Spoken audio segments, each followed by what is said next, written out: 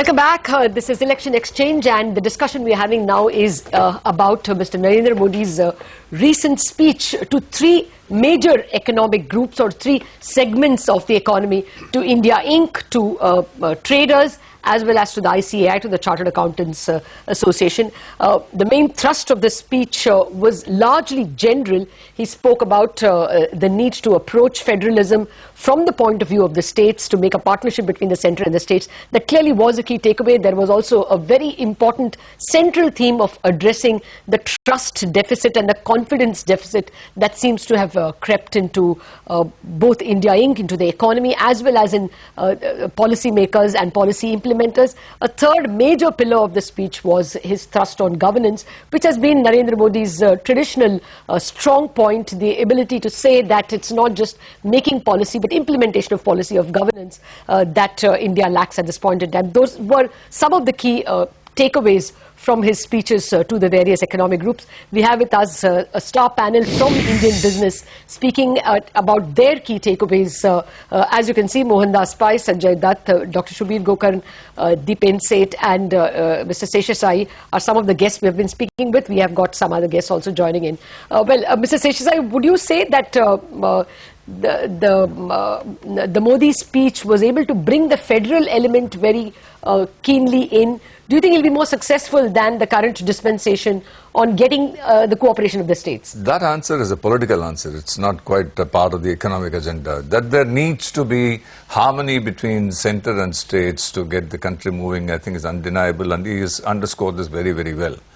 But to what extent is this going to be possible to deliver is something which is going to entirely depend on how the political spectrum looks like after the election in terms of the state and the central politics.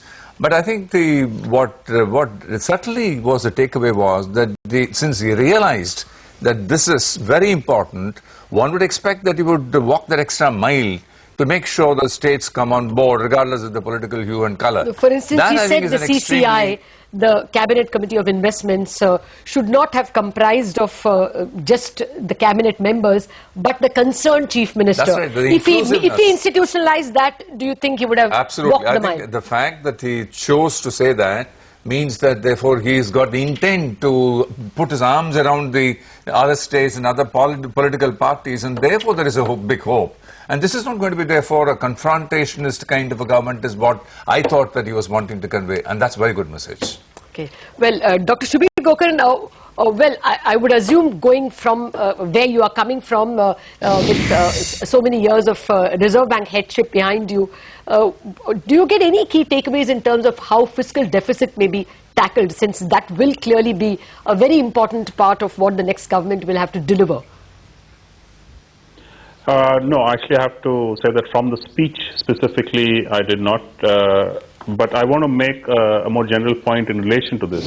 I think we've got to be very conscious of the fact that when the new government takes office, whoever it is, there's going to be a relatively short window in which the macro issues are going to have to be addressed. We may not get immediate solutions, but I think a plan to tackle food inflation, a plan to tackle the current account deficit. He did refer to optimal use of natural resources, which I think relates directly to the current account deficit, and a plan to tackle the fiscal situation. Plus, then, how does the government get more involved and more effective in terms of the infrastructure strategy? So these are all things that have to be done in very quick order once the government takes office. Issues relating to education and sanitation and healthcare and so on are important, no question, but they're not really going to be that critical in the, say, the 100-day agenda. The 100-day agenda is going to be focused on macroeconomics. I think we need a lot more detailing, a lot more specifics on how each of these stress points that we've been trying to deal with for the last 2 or 3 years. What are the solutions, what are the specific approaches, what are the specific solutions for each of them. So I think that's where the focus has to shift. Long term and medium term are all very well, all very important, but short term is something that needs immediate priority, immediate attention, and I think we need to see all of the parties who are in the race articulate some concrete measures that they expect to be putting in place to address the 100-day agenda is absolutely critical in this situation. Okay, Mr. Gokarn, a lot of people might argue that maybe cleanliness and sanitation could be, should be rather the top priority. But that's a debate for a different day. Mr. Pai, you made a point on one disappointment in terms of a perceived stereotyping of women. Any other disappointment, since we're all talking about positive key takeaways? Any other disappointment for you? No, I was not disappointed. I was very enthused by what he said. And to me, the most significant part, which is very important for this country, is the sharing of power between the center and the states, with the states having dominance in the economic area, because the states touch the lives of citizens, not the center. Center is remote, and that's why you need to strengthen states.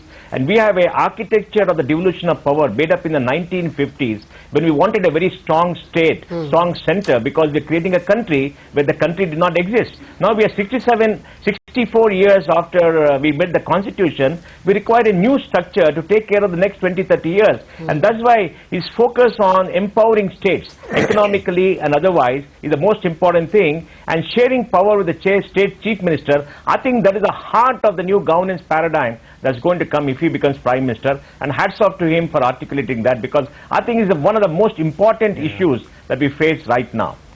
Dr. Gokarn, you know, from say an external angle, from say a foreign investor angle, or even for that matter India Inc.'s angle, what would be the first positive noises that a new government will have to make, whichever it is? Would it be that it won't go overboard on fiscal deficit? What would worry an FII most? What would worry a foreign investor most, not necessarily portfolio?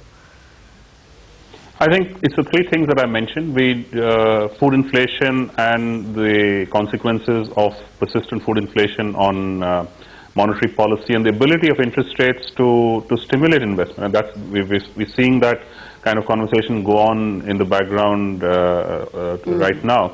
The second is the fiscal deficit. Clearly, GST or other ways, I'd say I am a strong believer in the effectiveness of the GST. Other ways to get the tax GDP ratio up over a relatively short period of time, I think we can achieve that with the GST.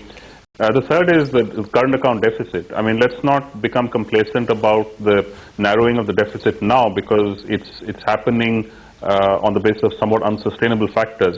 The bottom line is we've got to get the mineral complex back in place. That's going to require very concerted action, both at the central level and the state level. And unless we get more iron ore out of the ground, more coal out of the ground, our current account deficit, our current account situation is going to be vulnerable for some time to come. And I think that's another threat that foreign investors certainly will see in terms of rupee volatility if there's any shock.